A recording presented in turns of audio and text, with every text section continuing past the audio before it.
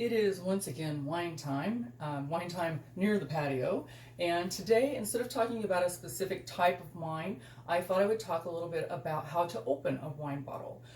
Sometimes when you first start drinking wine, opening the wine bottle can be intimidating. You might not be sure about what you're doing or afraid that you're going to spill the wine or break the cork or something like that as you're trying to open the bottle. So I thought I would just share a little bit of information, a few tips, and some different devices that you can use to do this.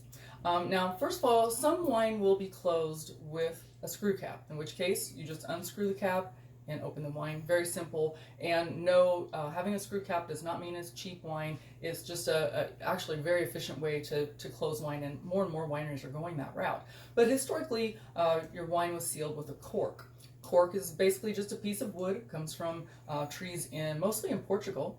And nowadays there's also another cork that is synthetic. So it's a man-made substance. Those are kind of the three closures for most of your wine bottles. So this one has a cork, and I know that it doesn't have a screw cap, but the cork is hidden under this foil seal.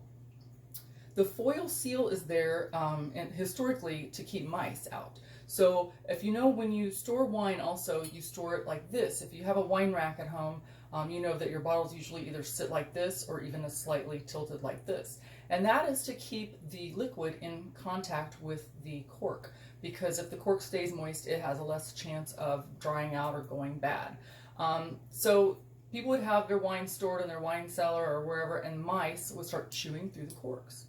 And of course, once your cork goes bad or gets a hole in it and air gets to your wine, that's what makes your wine go bad. So it's very important that your wine stays sealed. So they created these foil sleeves to put over the cork to keep the mice out. So traditionally, that is how wine is sealed.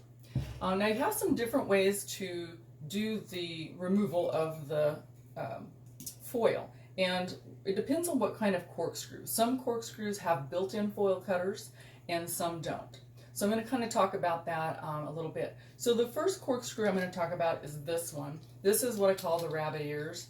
And a lot of people have this style of corkscrew. And if you have this, then you'll want to have a foil cutter. So that's this little guy here. So the foil cutter cuts the foil, you pick the foil off the top, and then you're ready to get to the cork. Now, I'm not going to use this one because I'm going to demonstrate my favorite kind of corkscrew, but this is certainly one. The way this would work is once you get the foil off, you put this right over your cap there where the cork is, and you screw this down. And as you screw this down, the little bunny ears will come up, and then once you get it all in there, you just push down and you can pull the cork out. So that is the way this one works. Another one that is popular these days is the electronic one. This one, the base is the foil cutter. So you would use this to remove the foil. And then you basically just put this down over the cork and squeeze, and it pulls the cork out for you. Okay, so I don't use this very often. I thought it was kind of a fun, handy-dandy thing to try, but I don't tend to use that. Now there's another wine cork removal process, and this thing is called an osso. Sounds like a funny name, but an osso is really good if you are removing cork from a bottle of wine that is 10 years old or older, because sometimes as you're removing an older cork, it will break in half or start to disintegrate a little bit, and the corkscrew, kind of aids in making it break in half. Where this, I'm going to pull this out, so it's in this little sleeve, open the sleeve, and it's got two little tines. Okay, and what you would do is once you remove your foil with your foil cutter, then you would stick the tines on either side of the cork.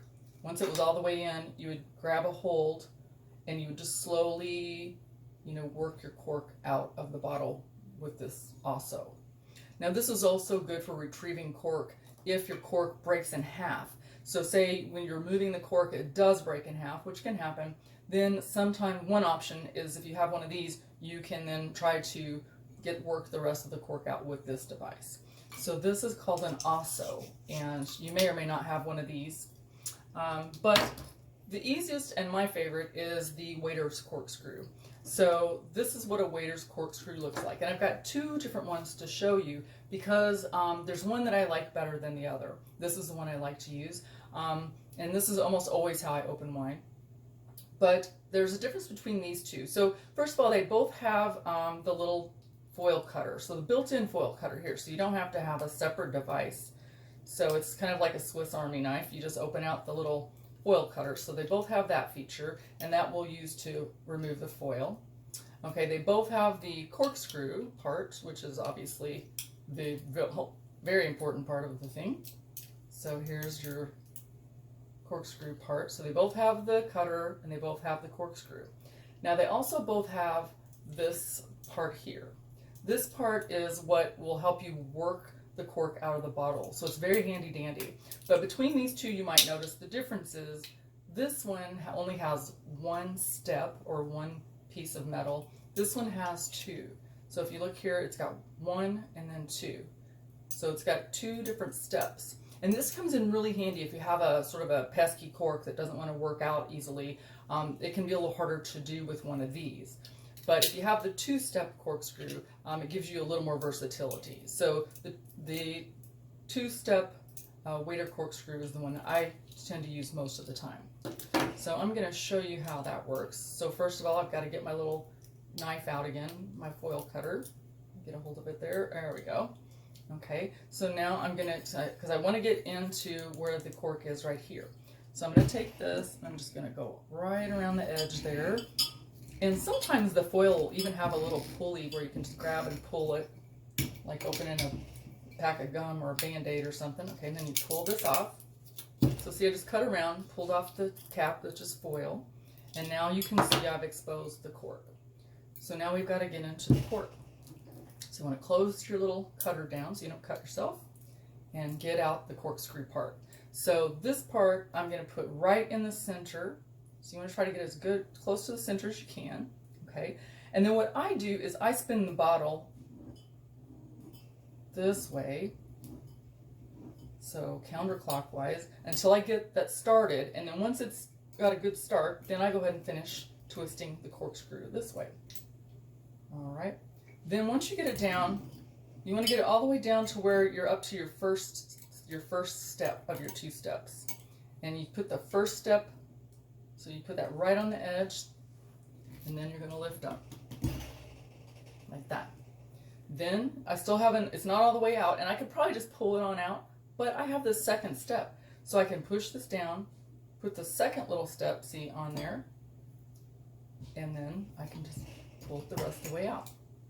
And that's easy enough, right? So that is how you remove a cork in the easiest way, and with a waiter corkscrew. These are really nice to have too because it's very portable, it's lightweight, you can fit it in your suitcase, even your purse or your picnic basket or whatever, and you've got all the stuff you need to open your wine bottle. You don't have to have separate pieces to carry around. So I do like these a lot. And like I said, the two-step one I find easier to use in case you have a tough cork and you're having trouble getting it out.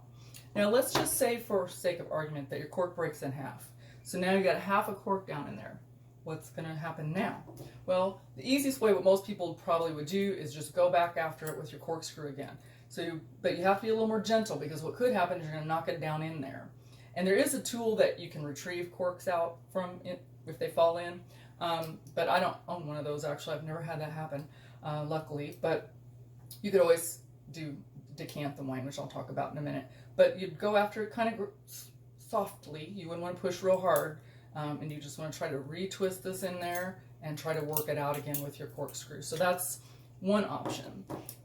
The other option is, again, to use this I mentioned earlier. So you could stick the also into, very gently though, because you don't want to push it in, and then try to get a hold of it and work it, gradually back out. So that's another option.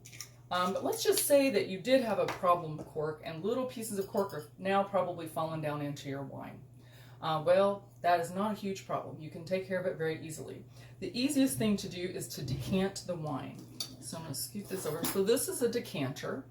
And if you don't have any sort of decanter, you could always use a pitcher or something that you have at home. If you drink wine very frequently, especially red wine, you probably should really have a decanter. They're nice to have around. But anyway, so then to decant your wine, to get the cork out, you just take a coffee filter. Most people have a coffee filter, or cheesecloth works as well. And you put that over the top of your decanter, and you just pour the wine, the whole wine bottle out into the decanter, filtering it with the coffee filter. And the coffee filter will catch all of your little pieces of cork, and then your wine will be ready to drink. So that is how you would do that. And also they have invented this little guy, which is kind of a fun item. This is a stopper for wine, so it seals your wine. So it has a little lid there. So you can put that in there, and I'm not going to push it all the way in, but you get the idea, and that closes off your wine. But this particular one, you might notice, has this little screen. It's a very fine screen, and that is also good for filtering anything that might be in your wine, whether you got some cork in there or maybe a little sediment from the winemaking process. So this is a kind of a fun little item to have. But like I said, the cheesecloth or coffee filter trick is what most people do. It's quick, it's easy, and you don't have to have extra little devices like this to have around. But if you do, that's great. So it is wine time near the patio today, and I thank you for watching, and I hope you enjoyed these little tips. And I ask that you please subscribe to my YouTube channel if you like my videos at Pam's Passport. So it's wine time. Cheers.